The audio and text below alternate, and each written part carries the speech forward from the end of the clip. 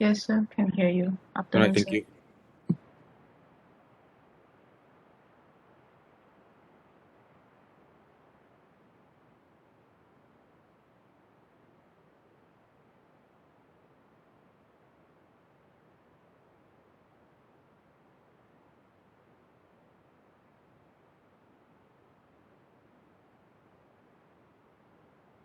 Okay, let me.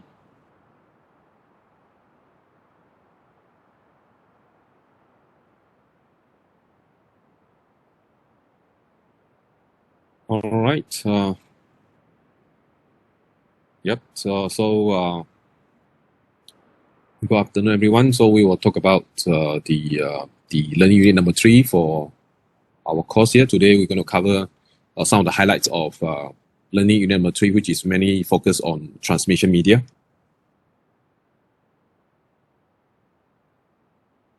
Okay, let's see.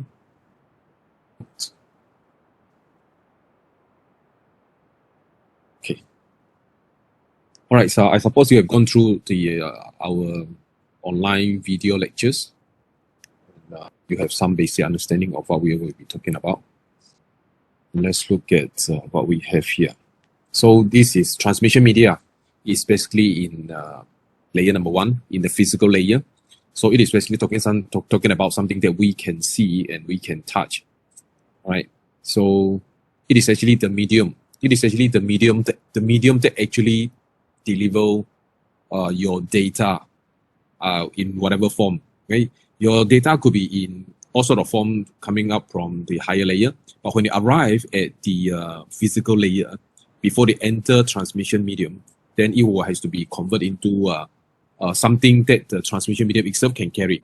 For example, if our transmission medium is actually a cable, copper cable, a copper cable that conduct electricity, so the data will be carried by electrical signal, okay, from one point to another point.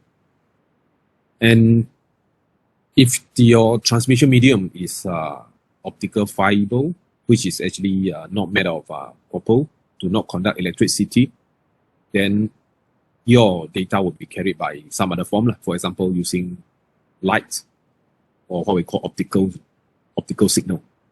And if your transmission medium is using the wireless transmission, you are using radio frequency to actually deliver your data. So you do not have a physical transmission medium here. So it will be solely based on radio frequency. And if that's the case, then the radio wave will be the one that is used to carry your data. And all these things is all in the physical layers. And if we look at this diagram here, you will be able to see that we have two different types of transmission media. In general, we have guided, unguided.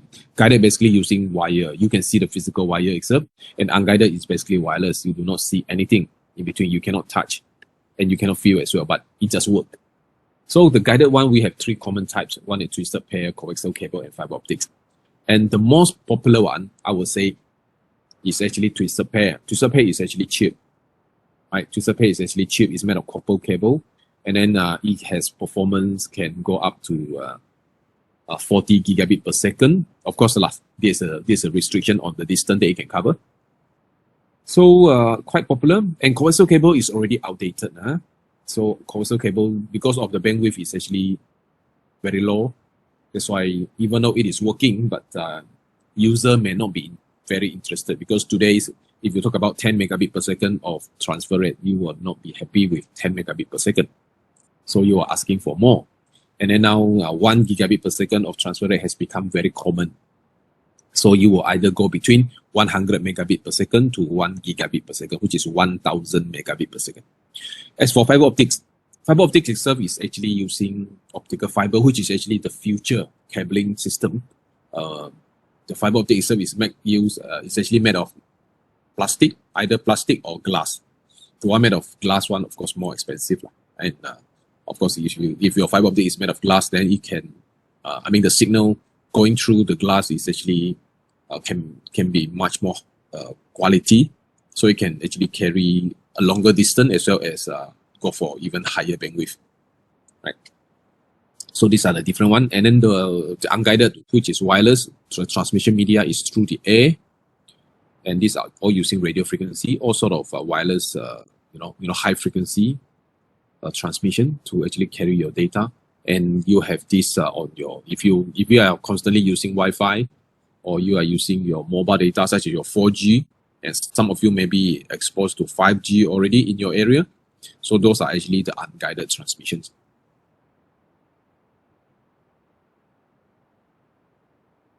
And yep, so if you look at these three different types, I have just roughly introduced to you. So twisted pair, what is a twisted pair? It's basically a pair of copper wires. Just look at them. These are the example. A pair of copper wires. So one pair sometimes is not enough, because one pair used for transmit, the other pair used for receive. So you usually do not use the same pair of cable to do transmit and receive at the same time. So you would like to have one pair for transmit, another pair for receive. But from the diagram, you can see that a standard network cable, twisted pair cable, has come with 4 pair. That means 8 cable. A lot of times, depending on the standard that we are adopting, a lot of time we are using only 2 pair, which is 4 cables only. And under certain standard, they are using all 4 pair of cables, which is all 8 cables are being used for the network transmission, for the signal transmission. So that one is actually very much depending on the standard. But most of the time, under the common standards of Ethernet, where we are using only 4 wire, which is actually 2 pair. 1 pair for transmit, the other pair for receive. And you can see they are twisted around. The beauty of this twisted pair is that all the cable are actually twisted around. And then the difference of this twisting between different category of UTP cable is that, it's go by how many twists in 1 feet. Okay? If you look at the distance of 1 feet, so how many twists are there? Is it five twists, or is it 10 twists? You see?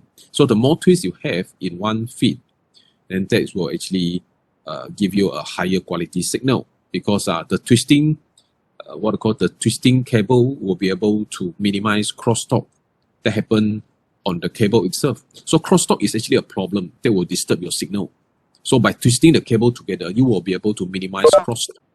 So if you can minimize crosstalk, then you will be able to run at higher speed. That's why you say if you compare a higher category of UTP cable, the higher category usually have more twists in 1 feet. Range from category 5. I think nowadays they all started for network purposes. They all started from category 5, category 5E, 6, 6A, 7, and even category 8. The latest one is category 8. And of course, as the cable has got more twists, then the cost is going to be higher. The cable is going to be more expensive as well. Of course, higher performance. So the common one that we are using is actually category 5, category 5E, and category 6. These are actually the quite common one. I think category 5E and category 6 are the most common at this moment. And of course, there's another type of cable called the STP. So you want to compare what is the UTP and STP. UTP is called the unshield. There's no shield twisted pair. The other one is STP, stand for shield. So there's a layer of shielding. If you can see from the diagram itself, okay, the diagram on B here, basically telling us that. Let me get my pens out. So you can see that they are actually shielding here. You can this aluminum shielding that you can see that you will shield each pair of the cables out. I mean the additional shielding, these are all aluminiums. Aluminium is actually metal. Metal can actually shield out all the electromagnetic interference. So your cables are actually better protected against noise, against electromagnetic interference. So supposedly the quality of the signal traveling inside STP is going to be much better. Of course, STP is more expensive. If you look at the material they engage in STP, there is more material used to make the STP cable. Usually, STP cable is used for outdoor, where it is being exposed to more radio frequency distortion. So you would like to use STP, but under normal circumstances for in-house networking, usually we use UTP. UTP will be sufficient.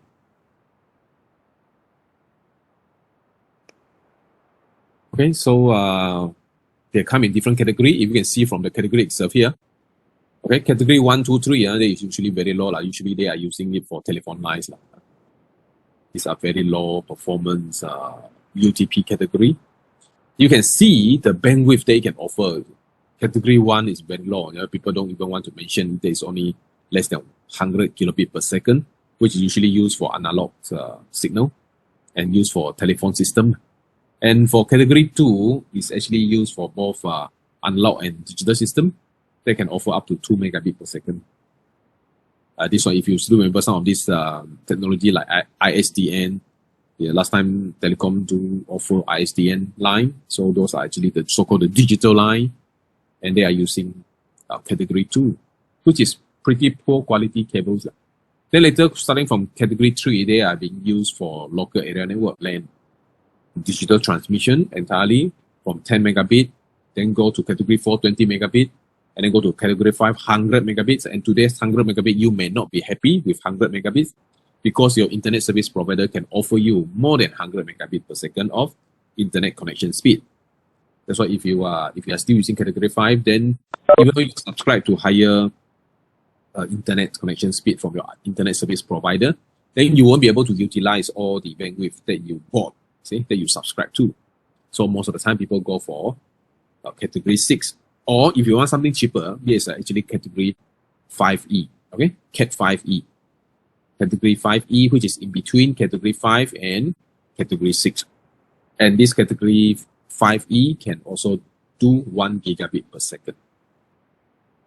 But of course, you compare the two, category 6 is actually a much more stable, much more reliable 1 gigabit per second connection.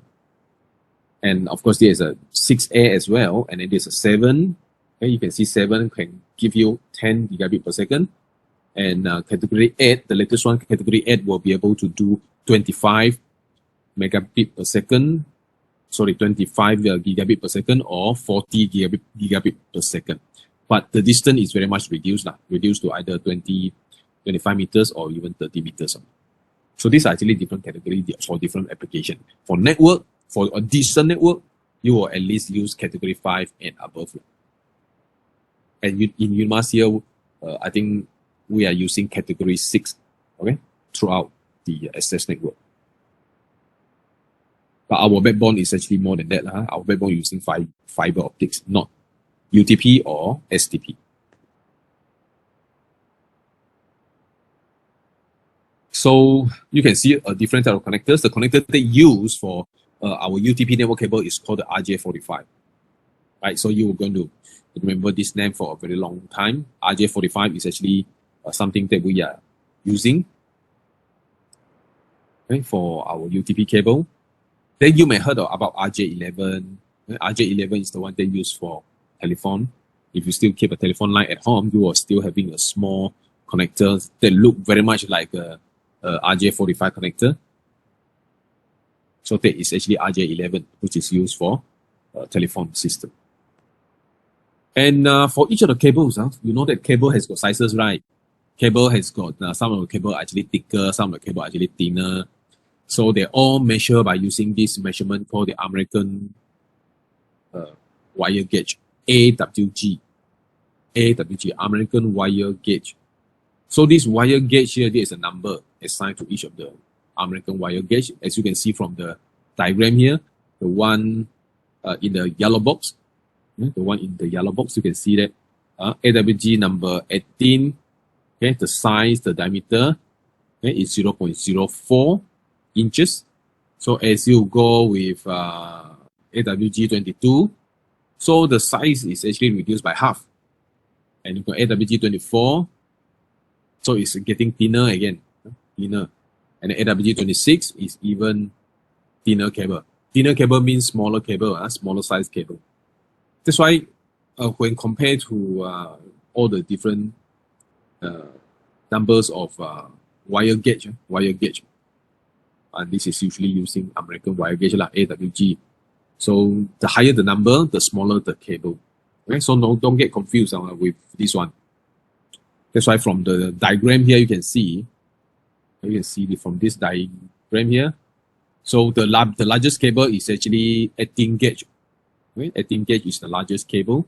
That's why they will experience the least attenuation, okay, for the same for the same frequency. Is that the point?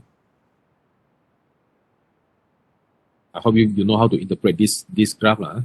So you can see that 18 AWG is actually experience the lowest attenuation. Then 26 AWG, this one is actually experiencing the highest interference coming from the cable. All the cables has got attenuations. This means when you transmit something over a cable, so your signal is going to get slowly degraded, okay, from time to time. So if you are using a higher quality cable or a bigger cable, so your signal degraded less compared to using a smaller cable. And these are the connector so that you can recognize itself. Next time when you see one of these, then you know what they are and then what is their purpose. So you can see this RJ45 connector here. And this is actually quite common, you will see. So they come in 8 pair of cables. Come with 8 pair of cables. So it's 8 pair of cables, it's only 4 pair that is being used. It's only 4 cables that are being used, which is 2 pair. So the other 4 cables will not be used. So this is actually the things. And the shield twister pair, as I mentioned to you, has better protection because it has 1 more layers of aluminum foil just to actually protect the cable from external radio wave distortion. So this type of STP is obviously a better quality cable, which is used in a noisy area, such as a factory or outdoor. So there are problems with twister pair as well. So those are interference noise. The interference noise coming from where? Coming from the external transmission. They will disturb the cable. So your cable will experience noise. And of course, crosstalk. Crosstalk is actually a confused stage where transmit and receive. Okay? The receiver is on transmission. So those are actually what we call crosstalk. So application, very easy. It has been used for telephone lines. For this twisted pair cable, it has been used for telephone line. And then for some of you who has been using DSL technology for your telephone line, such as if you subscribe to Streamix, okay? So the Streamix is riding on the telephone cable. So those are the telephone cable that we are talking about here. And then as for us to use it to build our network here, we are using UTP as well. So there are several standards like 10 base T, 100 base T, okay? Even 1000 base T, 10,000 base T. So those are actually the numbers in front here indicate the speed of the network. Okay? So this is 100 base and this is 100 base, means that it is actually running at 100 megabit per second. And 10 base means they are running at 10 megabit per second. And this is actually connection. So if you want to see some physical connection of a network, so this is using cable. Okay, all these cable are actually twisted pair cable, and all the network equipment that you can see in the diagram here. So those are either switches or routers, right? All the switches or routers. So you just want to plug in one end, plug into the switches, the other end plug into your computer. So you will be able to establish a communication over this twisted pair already. And of course, twisted pair is popular, but now we look at some of the not so popular cable like coaxial cable. So what is a coaxial cable? It is actually antenna cable. So if you have any system that is installing antenna, so the cable that is being used to interconnect the antenna is actually a coaxial cable. So this is pretty standard. So this is how it looks like. So there's only one couple in the middle, and that couple in the middle is actually being used for all the data transmission. So what are then you may ask, why UTP cable need 2 cable to actually transmit or receive? How come the coaxial cable only need 1? If you look carefully, it is actually 2 cable here.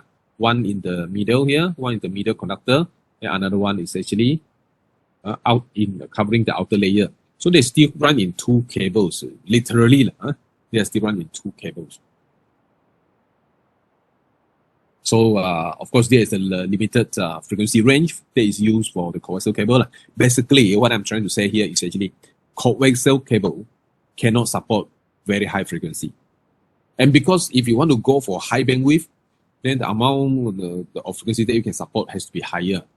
But for this one, it's only between 100 kilohertz to 500 kilohertz, which is actually not sufficient for them to achieve a very high connection speed or to offer a very high bandwidth. That's why coaxial cable has become less popular. Last time, long times ago, when the network's demand is not that high, so coaxial cable can still fulfill the user need. But once in today's context, 10 megabit per second is nothing, right? So you are looking at 100 or a few hundred megabit per second type of internet connection speed. That's why coaxial cable is really not a choice. But we are putting it here just for comparison.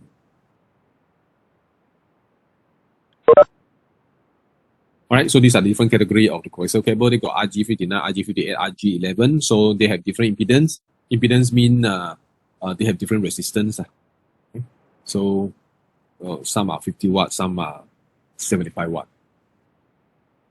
And then these are the connector that is used for coaxial cable.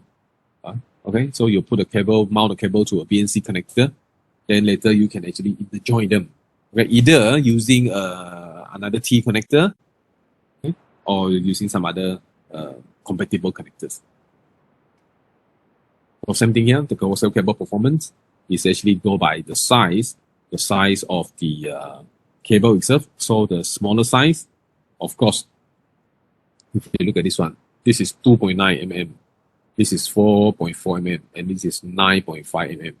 So as your cable size increases, so the amount of attenuation that you receive on the cable is actually less. Then you may ask, what is attenuation, right? I think some of you could be shy. You do not ask what is attenuation.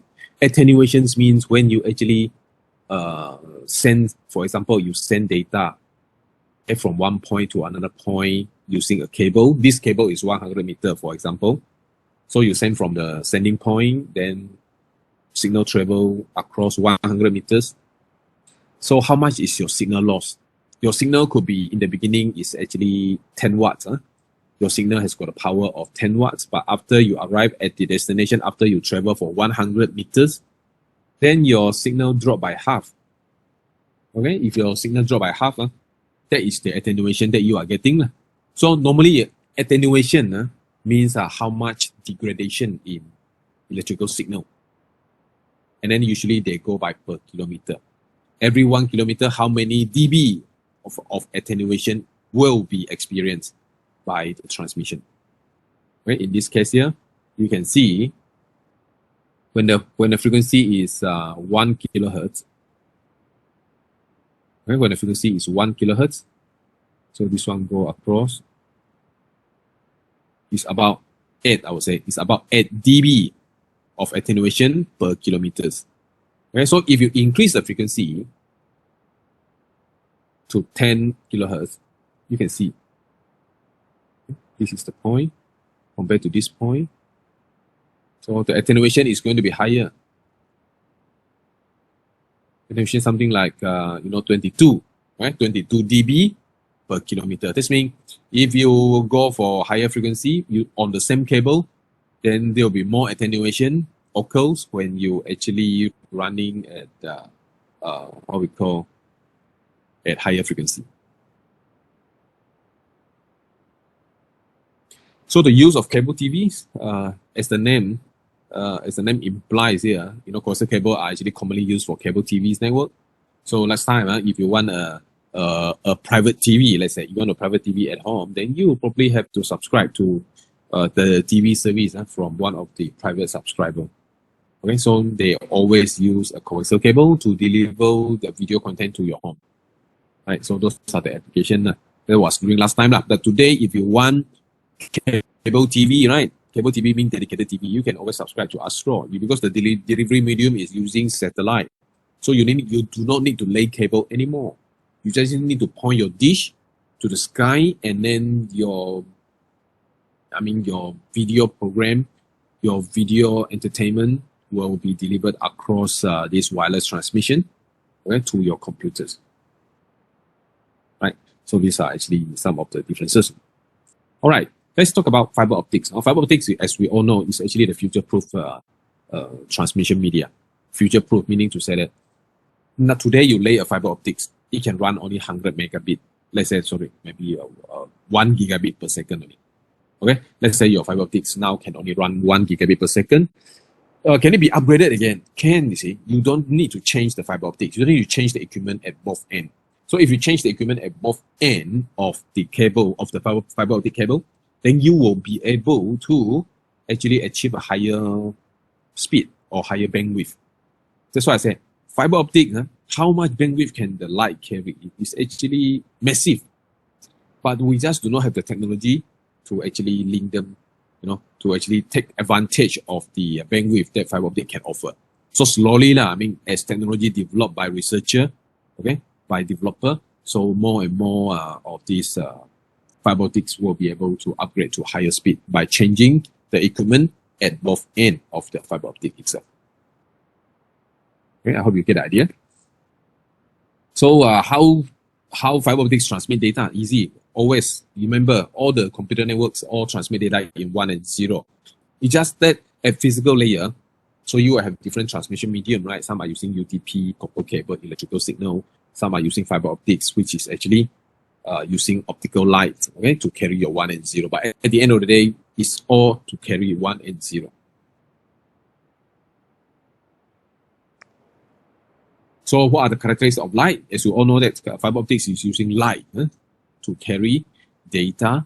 So the characteristic of light is actually is experience refraction, reflection, and then they support different propagation modes such as multi-mode or single mode.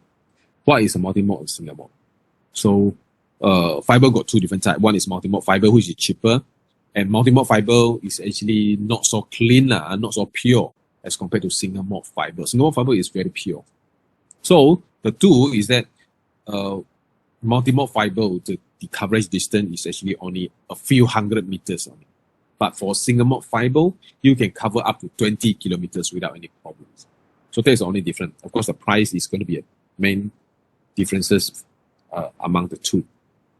Some users choose something that is cheaper, not necessarily something that has to be expensive or the best. As long as it fulfill your project requirement, then that is okay. So this is actually the theory govern the light, to keep the light inside the fiber optic core. Okay? The fiber optic core could be made of glass or made of plastic. But this is actually the total internal reflection. Is actually the way for you to bend your lights, so that it will bounce back. If you look at the first one, okay, the angle is not enough. And then if you can look at the last one, the whole thing bounce. By right, it should actually go like this. But now, it is actually going this. So you can see that in order for you to keep lights inside the optical fiber, you need to make sure that the total internal reflection is actually happening. So this is actually one typical example of total internal reflections that happen on the fiber optics. So what happens if your light escape, for example, looking at the first one, okay? If you look at the first one here, the light is actually escaped out from the fiber optic medium. So what happened? It says, when this thing happens, then your communication is going to fail because you are losing your signal into the external space. So by right, you should reflect them. See? You should reflect them back to inside of the core of the fiber optics. So if your lights escape, this means your communication is going to break down anyhow. And this is actually the example of how this optical fiber, how the light travel. So you shoot on the wall of the core area of the fiber optics. So they will bounce inside the core area. And then this core area is either made of plastic or made of glass. All right. Let's look at fiber optic propagation mode. We have multi-mode and single mode. So multi-mode, we have different type again, step index and graded index. Of course, we all know that multi-mode fiber is not perfect. That's why they will need to have additional methods to actually categorize them. For example, the step index type or the graded index type. And if you are good, then some of them are actually using single mode fiber, which is much more precise. Okay? So they can carry a huge amount of data already. But the only consequence is that single mode fiber usually much more expensive as compared to multi-mode fiber. But of course, as inflation goes within the country in the world, so you can start to see that, you know, single mode fibers, multi-mode fiber, their prices different will not be that great anymore. See? So they are quite close to each other. Slowly, I'm bridging the gaps for the selling price. So if that's the case, sometimes people like to go for just the single mode fiber, which give you the better performance. So these are the diagram to illustrate. You know, if you want a clean light, you know, so the hole here, okay, the little pin hole here, has to be as small as possible, right? So, but depending on what type of mode that you are using, if you are using a single mode, so you can see, you know, the single mode one, this is what happened. And if you are using multi-mode, this is what happened, and this is what happened. So more lights enter the optical fiber will cause distortion to each other. That's why it is good for you to keep the, you know, the entrance as small as possible, if your laser or if your optical instrument can take it. So this is usually the case. So a diagram like this will basically tell you the core size and the cladding size, and then what kind of grade can they running. So you can see 50, the 50/125 type is actually the ratio between core and cladding. One is 50, one is 125. Okay, another one is actually 62.5/125 as well. So you can see that the first number usually represent the core, the size of the core, and then the second number represent the cladding area. Because I mean, if you still remember your physics, even for the tool to actually reflect lights inside the two medium, is that the angle of the lights entering the medium has to be right, has to be small enough. And multi-mode fiber, single mode fiber, you know, the physical build-up is different. So single mode fiber is actually require much more precision light source to carry the data. But for multi-mode fiber, then there is no such restriction. But of course, multi-mode fiber cannot carry such a high bandwidth as well. So you can see from different light source. Some of the, you want to have good light source, then you have to use laser. Right, use some of the what we call the single mode fiber. Then they are using some of these laser diodes. So then they are not using the infrared. The infrared one is actually lower capacity.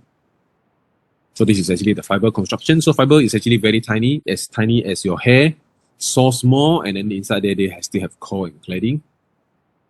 That's why the fiber needs to come out with the outer jacket. You know, come out with the outer jacket, and this outer jacket is going to protect the tiny, fragile fiber optics, so that when you actually pull the cable, you won't cause breakage on the cable, on the fiber optic cable itself.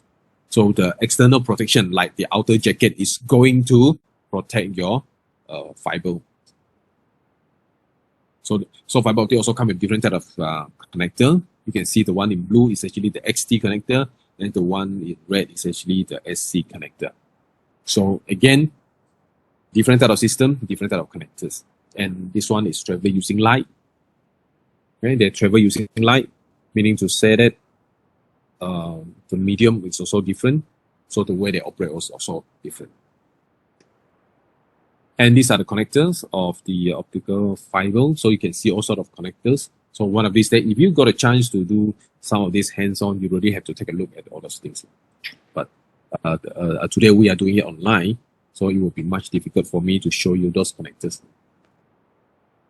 Right, so these are actually some of the illustration of connector, SC connector and ST connector. So those connectors are not interchangeable. So even if you buy the wrong type, you won't be able to plug in.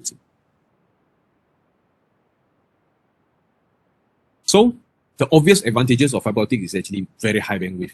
This type of cables essentially can carry huge amount of bandwidth and then less signal distortion as well. You can go a very long distance, 20 to 50 kilometers without problem. Okay? And if compared to a twisted pair or coaxial, then they can only go expand by a few kilometers only. And then the problem with copper cable is that, your electromagnetic interference, your lightning strike is going to affect your overall performance. You might get your equipment burned and things like that. Okay.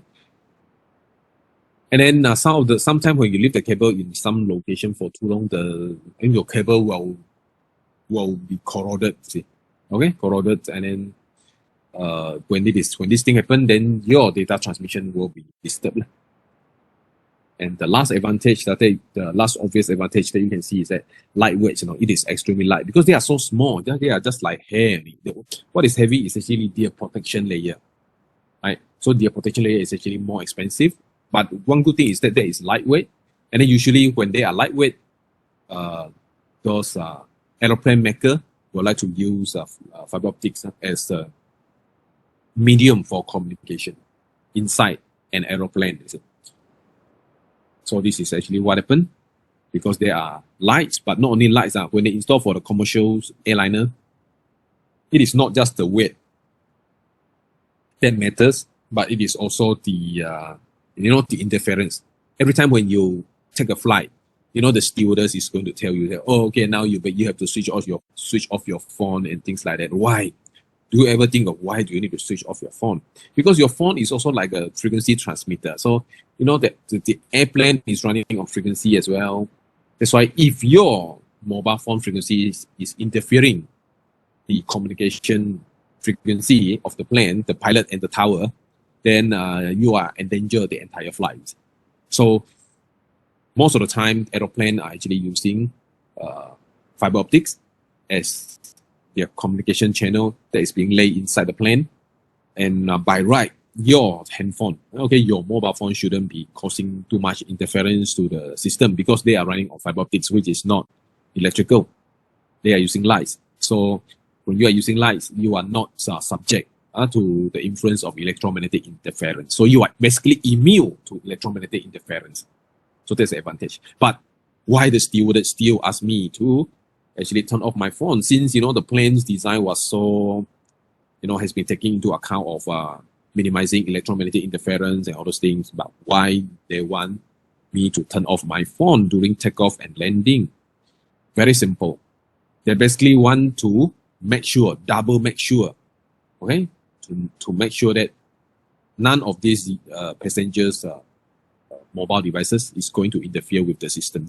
You never know, because wireless interference is actually something that you cannot see with your bare eyes.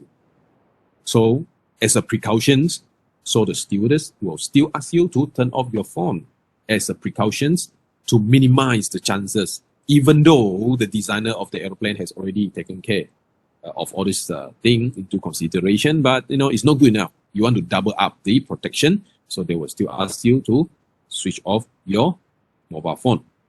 So that there is actually guaranteed no interference introduced by any other form to the aeroplane itself.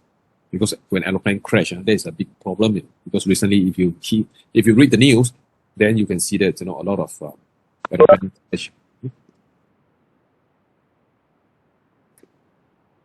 So installation also is relatively more difficult for fiber optics because that you have to deal with cable that is as thin as as your hair. You see, they are so thin.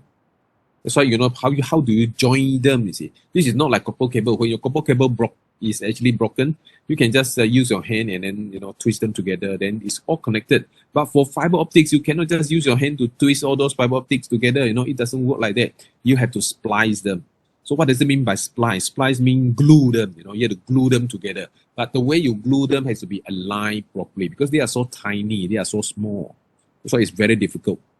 right? That's why you need expertise equipment, you need professional equipment and expertise, people who really know how to do it to actually join the two cables. I mean, join the two fiber optic cables. All right, unguided media is all about wireless transmission. We have multiple type of wireless transmission as well, because you know, the one that you use for your Wi-Fi, okay, is using radio frequency, right? So the one that you know, you can also use some other different frequency. You know, as you all know, radio frequency, they come in different frequency. Just like when you listen to your radio station, you know, when you listen to your FM radio station, you know, you have a DJ, okay, I mean, playing song for you. Okay, so those kind of frequency is different. So those kind is actually running at 80 to 100 megahertz of frequency. But if you talk about your Wi-Fi, okay, your Wi-Fi is running at 2.4 gigahertz, which is 2,400 megahertz. Okay, anything higher than 1 gigahertz, we call it the microwave range of frequency. So your Wi-Fi running at 2.4 gigahertz, right?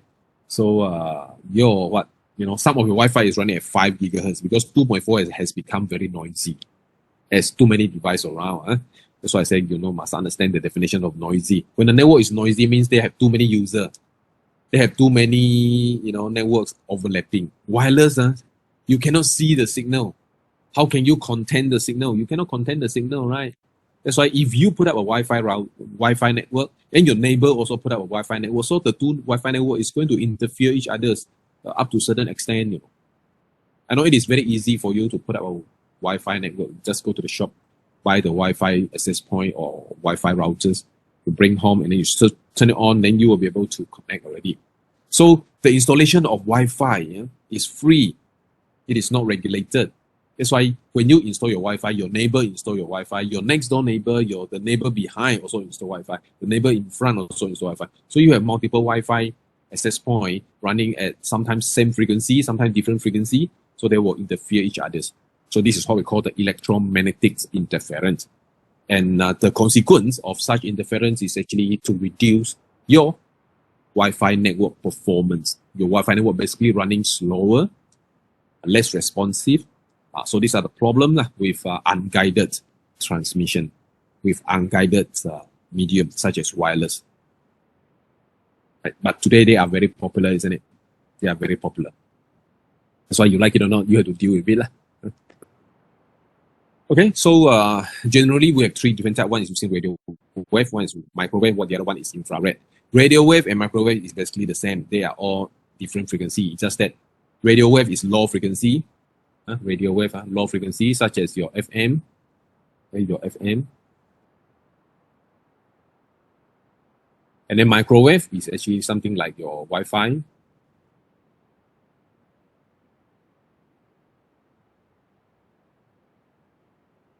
Okay, and then you have infrared as well, which is actually mostly not used for networks, but they can be used for network, but they are not popular. Let put it this way. But infrared actually used a lot on your remote control. You have a remote control that is actually using infrared. When you use your hand to block your remote control is not working anymore. So infrared is actually even higher frequency. Okay, even higher frequency. So if you look at this diagram here, that I'm going to show you. Okay, if you look at this diagram here, so you have the infrared in very high frequency in terahertz range, and then you have the microwave here, and then you have the radio wave over here, which is actually lower frequency. So most of the application that we have in today's use for network, they are all in the microwave range. Let me give you a few examples. Your Wi-Fi 2.4, right? Your Wi-Fi 2.4, and then what else? Your Bluetooth also 2.4, and your microwave oven, right? Why your microwave oven is called a microwave oven is because they are running at microwave range of frequency, and that is also more than 1 gigahertz. To be precise, microwave oven run at frequency 2.4 gigahertz, same frequency as you use for your Wi-Fi. Why everyone want to jam at 2.4 gigahertz? It is because to use a frequency for an application, you cannot just simply use, You need the license to use. You need to apply to the government the license to use that particular frequency. So most of the time, everyone who want to transmit something using frequency in a particular country, they need to apply for a license to operate at that frequency. But 2.4 gigahertz is different. 2.4 gigahertz is an ISM band, 2.4 gigahertz. Sorry, I have to write like this. It's actually an ISM band, ISM. It's actually in ISM band, which is actually for free use. You can use your wireless application freely in this band, right, in 2.4. That's why you can see a lot of Wi-Fi's are actually free. When you set up your Wi-Fi access point, you don't have to apply for a license from the government for you to run your Wi-Fi at home. It is because of they are running at the ISM band, which is actually free to use. You don't have to pay for license. That's why 2.4 gigahertz is actually quite busy.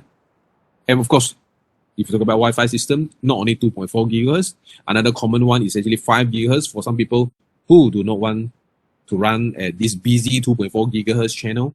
You can migrate to use the 5 gigahertz. Okay, it's called the 5G. It's not the 5G you are talking about. We talk about 5G here. It's actually 5 gigahertz. The 5G that you always listen to is actually not different. The 5G on the mobile network is called the 5th generation. 5G stands for 5th generation. But our 5G here is actually 5 gigahertz. 5 gigahertz. So it's totally two different things. Your 5G is not running, your 5G mobile is not running on, it's not running at 5 gigahertz. It will probably running at 3.5 gigahertz. Okay? I think the popular one is going to be 3.5 gigahertz. So I just want you to get the idea that, you know, wireless transmission, they go by frequency. And then you cannot simply use the frequency. Say that, oh, today I want to operate at 6 gigahertz. You cannot do like that, you know. Because if that frequency band is not a free use band, then you just run at that 6 gigahertz just like that. Then the country regulator such as MCMC is going to go after you. When they detected you misuse of this frequency, then they can find you, you know, they can summon you for that kind of things. That's why only some of the free band that you can freely use, such as 2.45 gigahertz in the country, then the band other than that, usually subject to a license. And any user or any operator needs to apply for a license in order for them to use that particular frequency band. All right, so that is actually the story behind. Yeah. So when it comes to frequency band, you see that there are low frequency, high frequency, right? Low frequency, high frequency. So this is actually just a chart to show you all the different frequency band, and then what are their frequency, and then what are they normally used for. So if you look at VLF, it's actually a very low frequency. So the frequency range is 30 to 30 kilohertz only. They usually use for long range radio navigation. Okay, this long range radio is analog radios. And then you have LF, which stands for low frequency, 30 to 300 kilohertz. Okay. So also used for radios, beacons, and MF, then HF, and you can see that your TV that you are receiving, okay, if you have an antenna, your TV receiving program of RTM1, RTM2, okay, so those are the TV application that you are operating at VHF and UHF. That's why you can see that they use for TV, FM radio, as well as some of this. So UHF is also used at the moment. UHF also used for your Wi-Fi. Your Wi-Fi also in UHF range. Your 4G also in UHF range. And for 5G, okay, your 5G mobile, they are running at super high frequency. SHF, which is actually having a range of 3 to 30 gigahertz range. Normally, this sort of range are used for satellite communication. You know what satellite communication is? Satellite is actually, you put up a satellite in the sky and then you use that satellite as a relay, okay, as a relay or as a repeater for your signal. So you want to send for a long distance, so the easiest way is to have a satellite in the sky. So you shoot the data up to the satellite redistribute your data to all the different area, right? Because they are high enough in the sky, that's why they can see more, right? So those are the differences. And of course, today's wireless application, they go even higher and higher frequency. EHF, extremely high frequency. So you have a 30 to 300 gigahertz. So you will start to see a lot of long-range radio navigation system that has been built for this very high frequency.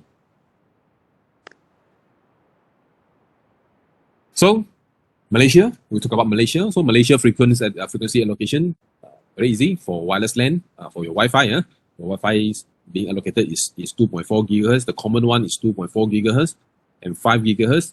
And the new one is 6 gigahertz and 60 gigahertz.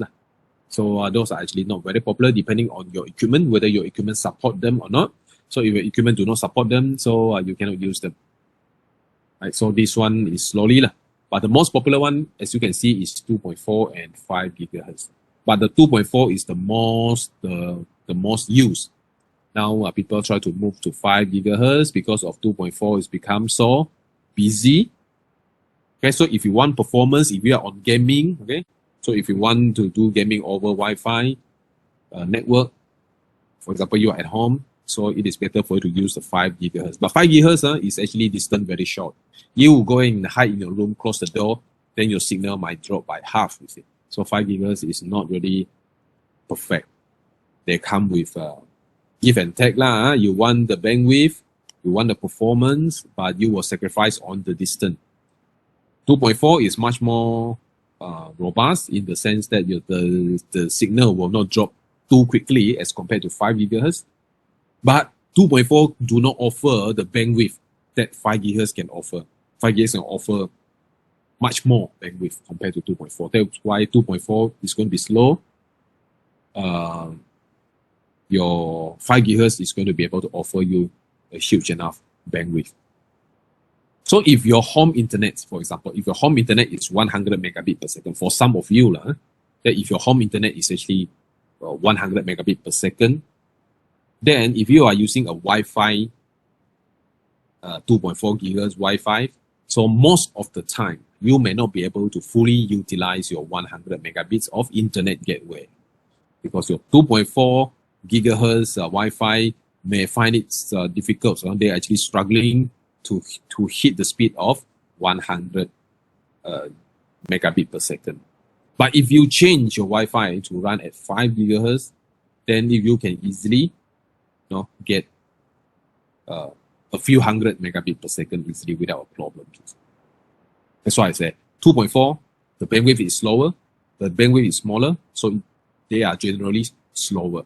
And 5 gigahertz, because they are operating at higher frequency, so they got more bandwidth, that's why they can run faster. But again, when you go for high frequency, they got negative impact as well. When the frequency get higher, then the frequency can be easily blocked.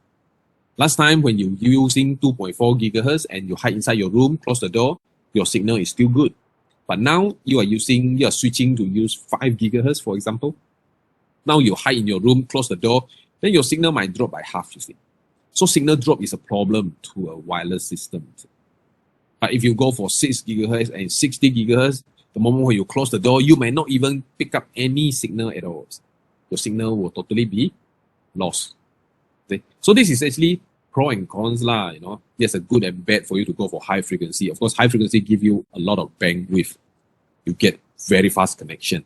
But provided your signal is not being blocked, because as you go higher frequency, your signal will become much easier to be blocked by any obstacle around in the surrounding, right? So these are actually the differences that you will have to be aware of lah.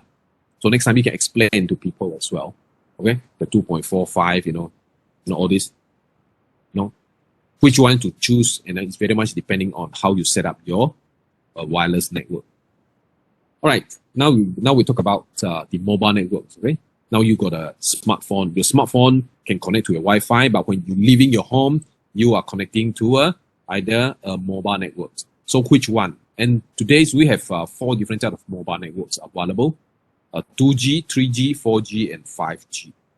1G has gone extinction because 1G is not digital. 1G is the very early days of mobile network, which is analog. Starting from 2G, the mobile network is actually fully digital. That's why you have better quality sound and you have better quality subscriber control. Things go with digital. That's why it's much easier for you to manage. The 1G, which is the first generation of the mobile network, is purely analog. So they have a lot of problems. Some people forget about them. That's why 2G until today, you still can access to 2G, especially when you go to area that do not have 3G, 4G, or even 5G, then you have to rely on 2G. So 2G is very old, I would say. But there has been heavily deployed in rural area. That's why they are still usable. People who are on 2G, they can make phone call, but if you want to use 2G to go to your internet, I will tell you that you're going to swear, you're going to have very bad experience when you use 2G to access your internet. It's going to be extremely slow. And of course, even 3G, they are not too fast as well. 3G is faster than 2G, of course. And they can both offer bandwidth up to 2 megabit per second. Under best case, 2 megabit per second, but most of the time you cannot. You cannot even get 2 megabit per second. You get probably just a few hundred kilobit per second. So 3G, even though it is faster than 2G, but people do not see it is too useful. That's why since last year, at the end of last year, 31st of December last year, 2021, the Malaysian government has decided to get all the operators to stop the 3G service in Malaysia.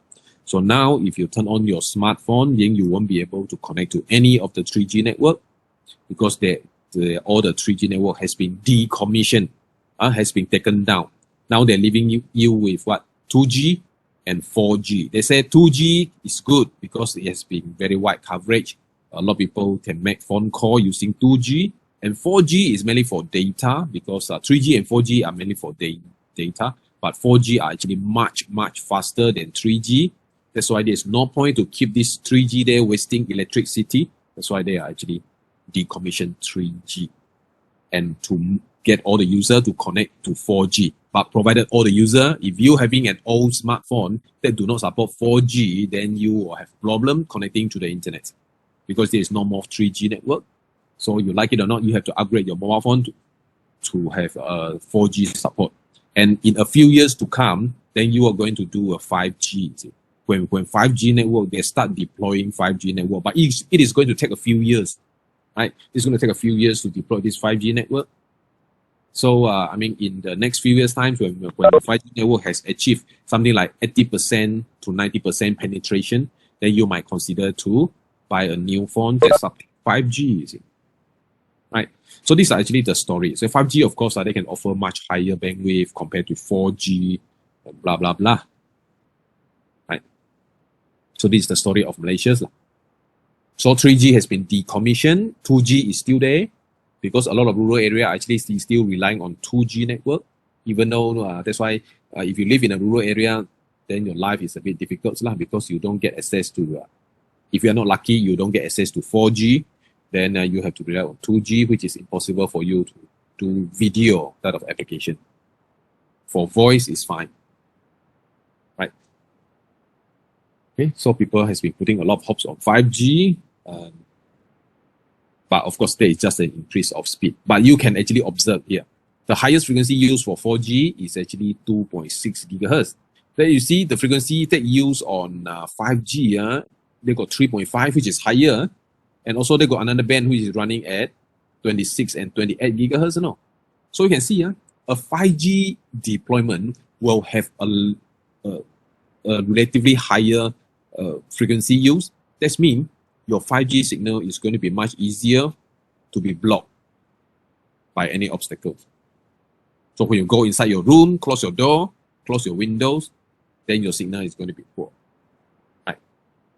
So these are actually the consequences. I'm not saying that everything is good. I'm not saying that the new technology is always good. But of course, people want to sell you the thing. They always tell you all the good things, but they do not tell you all the bad things.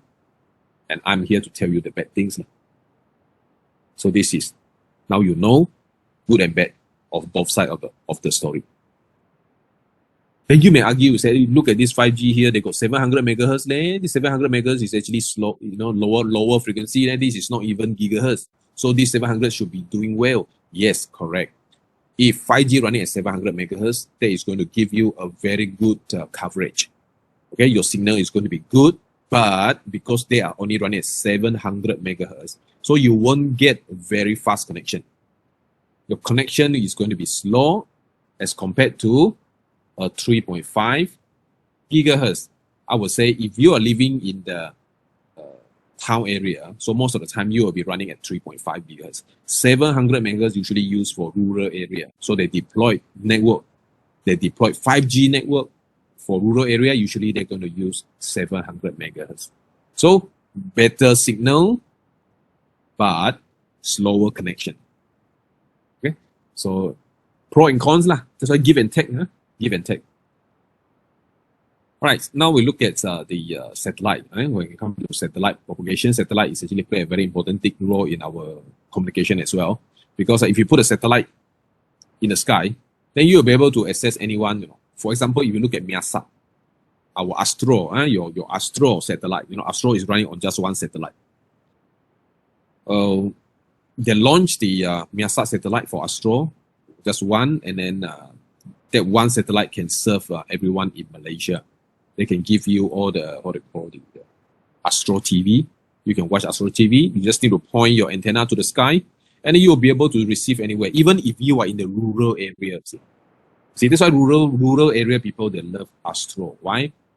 Because only through the satellite they can pick up the TV program and the radio program. Okay, it's only through the satellite, because even if you are in the rural area, you can still see the sky. But on the ground, wireless propagation, it is not possible because you have mountain, you have jungle, they will block all the signal. So the only most practical way of rural communication, for example, people in the rural area, is actually through the satellites. As long as you can see the sky, you can have the communication. So that is the beauty of it. And we have three different types of propagation methods. You can see that the ground propagation is propagate around the Earth's surface. This one, it has to be low frequency. Okay, the frequency has to be low. Only you can do this ground propagation. So if you are using slightly higher frequency, then you can only do the sky propagation using the sky as a reflector. Yeah, this is the reflection part now. As a reflector to reflect your signal. But that is go up to 30 megahertz only. It's still considered quite low frequency. But anything that is higher than 30 megahertz, you have to have the line of sight propagation. What do you mean by line of sight propagation here? Line of sight propagation is actually the two antenna must be able to see each other's. You must be able to see each other's line of sight. You must be able to see each other's in order for you to have communication. So this is line of sight propagation. So for anything higher than 30 megahertz. That's why higher frequency, you cannot put anything to actually block them in between. When you block them, they will actually get blocks. So your line of sight propagation means that you nothing blocking in between. So when you use high frequency,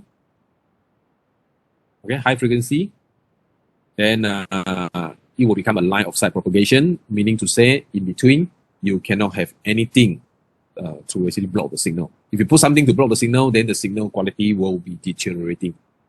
So your signal is not going to be good. So those are the pros and cons. Okay, so we have three different types. Ground wave propagation, easy. Low frequency, you can always follow the curvature of the Earth for you to actually travel, for your wave to actually travel. But for slightly higher frequency, you are using ionosphere's propagation, the sky propagation You use the ionosphere layer as a reflector for your signal, so they can travel far. But it's not so common nowadays actually. But for line of sight propagation, the two antenna must be able to see each other. For example, if you look at the diagram here, these two objects is actually separated up to 50 kilometers. So when 50 kilometers, the Earth is going to curve. Our Earth's surface is not flat. It's going to curve. So you're going to pick up a lot of this what they call distortion here. You see, that is really going to disturb your signal propagation. So it is not so practical. So the most practical one is to put a satellite on top in the sky, so you shoot things up into the sky. Okay, you shoot things up into the sky, so that there is nothing blocking your signal. And this diagram that you are seeing now is actually telling you what is line of sight propagation, even though this is actually the line. Okay, you can see this line. And this is the line of sight. There's nothing in between, right? But actually the definition is actually this particular zone. The blue color zone has to be clear. No? Nothing should be coming into this blue color zone. If a tree that is grow taller into this zone here, even though it hasn't touched the central line, but this will already cause distortion to your line of sight transmission already. So these two antenna, they must be able to see each other, and then with enough clearance in the Fresnel zone. What is the Fresnel zone? This whole thing is called the Fresnel zone. This whole thing is actually the Fresnel zone. So the Fresnel zone has to be clear. There's no object inside the Fresnel zone, then we can consider this is a good line of sight.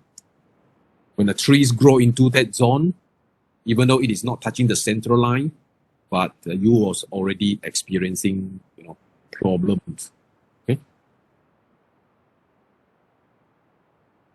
Okay, satellite.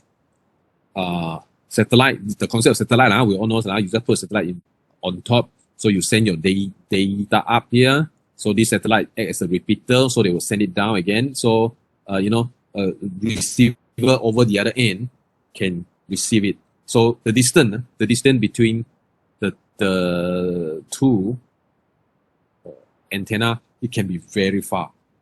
Okay, and then in fact, if we actually place our satellite properly, we just need to have 3 satellites in the sky to cover communication of the whole world.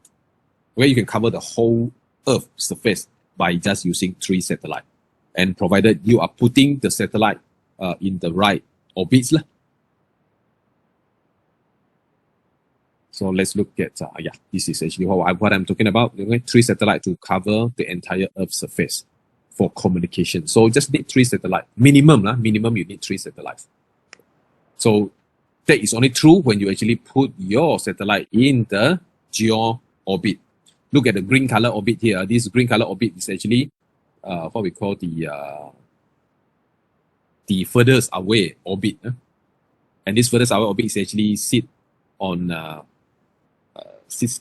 distance of 36,000 kilometers away from the Earth. So the distance is 36,000 kilometers.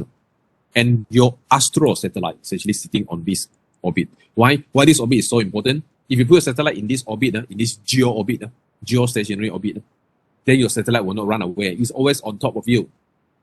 Why? Because the satellite in this orbit, they actually run at the same speed as the Earth rotation speed. So as if the satellite is stationary on top of you. You put a satellite there, forever it will not run away. So that is the beauty of this particular orbit.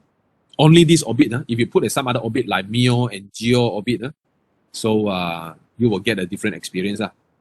When you put a lower orbit, then your satellite will be running faster than your Earth rotation speed. So your satellite can run away. So when your satellite run away, then you have to wait for your satellite to come back before you can establish communication. Right, so these are the 3 different types of satellite. It is not to say that there's no application for LEO and MEO. And in fact, today is the world's largest satellite network by SpaceX.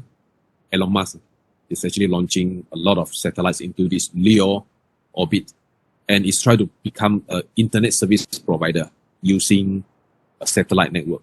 So next time, if actually this network has been established successfully, I think now they have been launching like 10 or 20,000 satellites in this orbit already.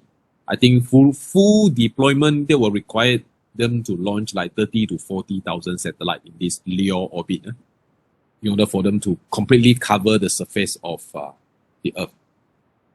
But now they are halfway launching it. So the moment where I think when they fully launch, I think we can just subscribe. Okay, no matter where you are, when you have a transceiver point to the sky, then you'll be able to access your internet. And then because they are in the LEO orbit, you see, you know the LEO orbit is called the low Earth orbit. They are actually very near the Earth's surface. So the delay for the transmission is actually much lesser.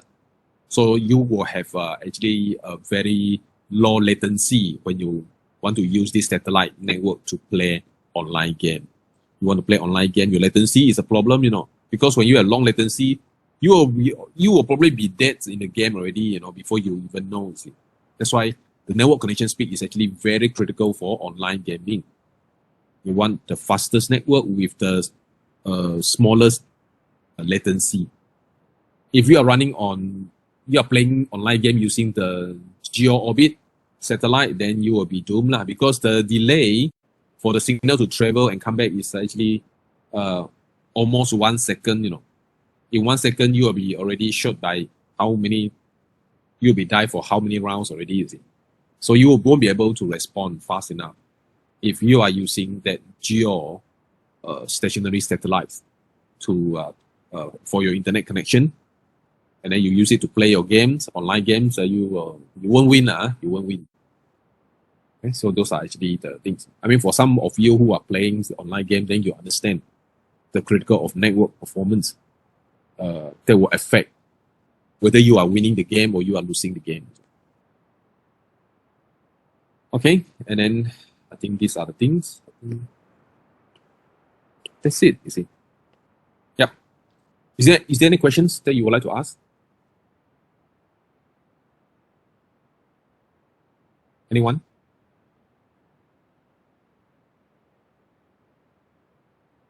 Any questions? I can see the message. No questions. Okay. Okay, no question, never mind. Okay, the tutorial questions has been put up in such a way that there are some something like a quiz type of tutorial question that I would like you to take. So you just do those tutorial questions, and then they will actually show you the answer as well. All right, assignment. Some of you would like to look at the assignment. Let's open up the assignment.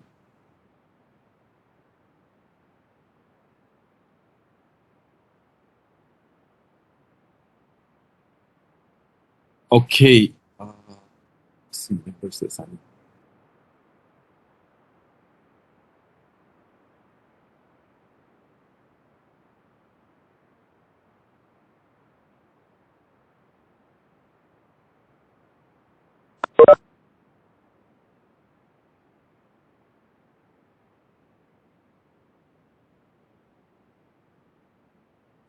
No.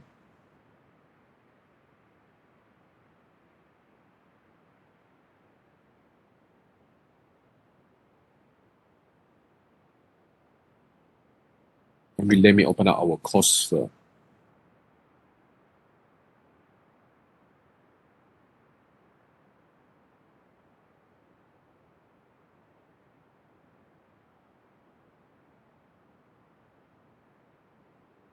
Okay.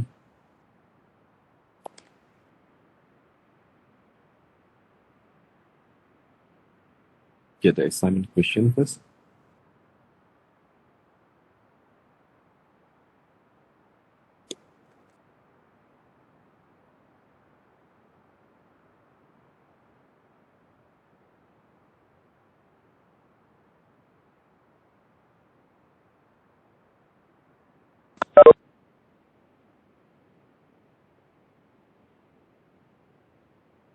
Okay, let me share.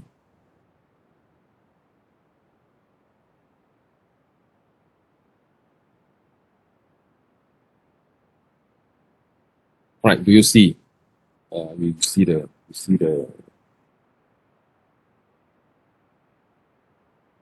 okay, you see the assignment question, isn't it? Okay, these assignments, you just have to read a few papers. Okay, first, depending on which group you are.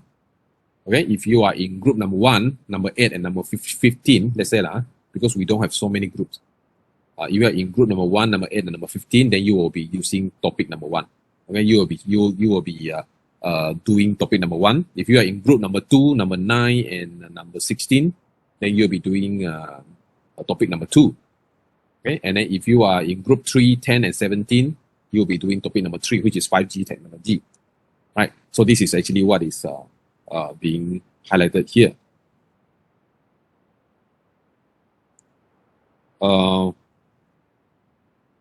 Timetable.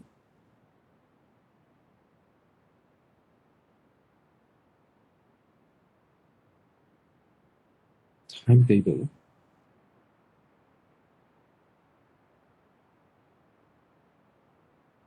I don't see what timetable are you talking about? Sir, are you sharing the timetable graph? Oh. Oh, sorry. Okay. Okay. This one? No, are you seeing it? Yes. Okay, sorry. I've opened up too many files and then they just confused. So if you look at the question here, that's is actually which topic you are doing is actually depending on which group you are, which group number you are. If you are group number 1, 8, and 15, you do topic number 1. Okay, if you are group 2, 9, 16, you do topic number 2, which is Internet of Things. Okay, so you just need to focus on the topic. Then through this topic, you look for paper. Okay, you look for paper. You look for at least 5 articles. 5 articles from the online database, which is actually from 5 journal paper. And then you read them, and then you carry out the following to write a report on, let's say, the first section is actually introduction and history on the technology itself. And you discuss about the characteristic of the technology. And you also talk about the network architectures of the technology with diagram, if any. And you discuss 4 network performance issue in the technology. It's quick, and then you write a solution to have a proposed to improve. Okay, these are all coming out from the article itself. So you just need to write a report. And then the assessment rubrics here is going to teach you. Assessment rubric here is going to guide you, see, for introduction, and history on the network. So what are the expectations? So if you want to get more marks here, so you must have complete and well-written introduction and history of the network technology, and important timeline in the history is actually clearly stated. So these are actually some of the guidelines on what to expect for you to actually write for your assignment. And this is an exercise to get you to read some state-of-the-art research paper. These are all done by researcher. And then the paper that you are reading will be something like the state-of-the-art type of technology. So you will be reading their works, and then you will be writing a report on those things. So it's an exercise on how you should actually write, read, be able to acquire new information on new technology, and at the same time, how do you compare them, and then identify some of the pro and cons type of things. So do you get the point? Do you understand?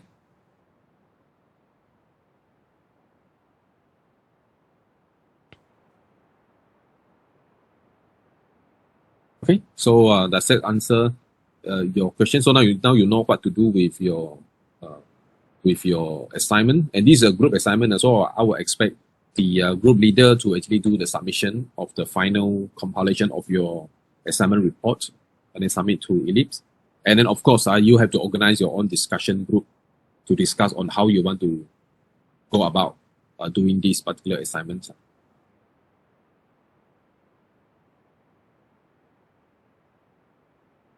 Can we get the info beside that link provided? What info? What do you mean by info beside that link provided? You mean beside using IEEE, you can use others as well, SCM. Okay? Others is not a problem. For me, I don't want to restrict you. We are using IEEE is because IEEE has the largest database, but not everything. You want to use others than IEEE, like SCM, like others also can, not a problem. You can go ahead and use others. the whole idea is for you to look around, you know, as a start for you to look around for research paper, especially journal, because journal paper are much more quality as compared to other conference papers. But for me, I don't want to restrict you. I will say that, you know, you can use any papers that you can search. I want proper papers, not any web page, not any web page. Right? So any papers, proper papers that's coming from any of these online databases like IEEE, ACM, Springer, all this, it's not a problem.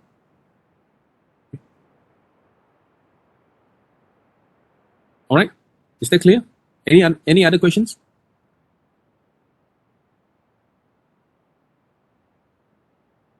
Manual attendance. You want to have manual attendance or you want to scan the attendance again?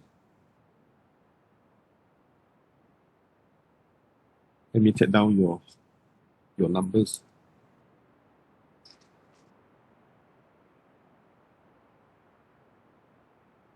Okay, I will do the manual attendance, but for some of you who want to have attendance again, let's see.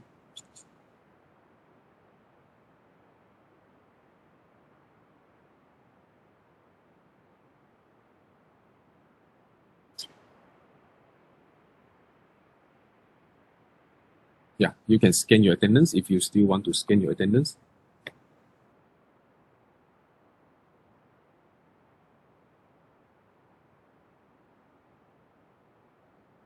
And is there any other questions? Are you guys okay? And the tutorial questions, we have two sections now. One is very much like an exercise, so you go in and you answer some questions. So they will have, you know, later they will show you the answer and everything. And another one is very much like discussion. I think I'm going to reduce the question for the forum discussion. Okay, and then because you have another one, then you can actually go in and then try out the questions. So the tutorial question will be very much like the other one that is being tried out.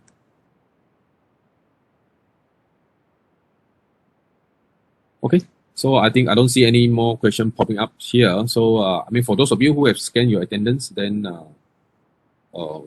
you may leave, and then I will see you next week. And please put some effort on your assignment to start early and then to get it done early, and don't wait for the last minute.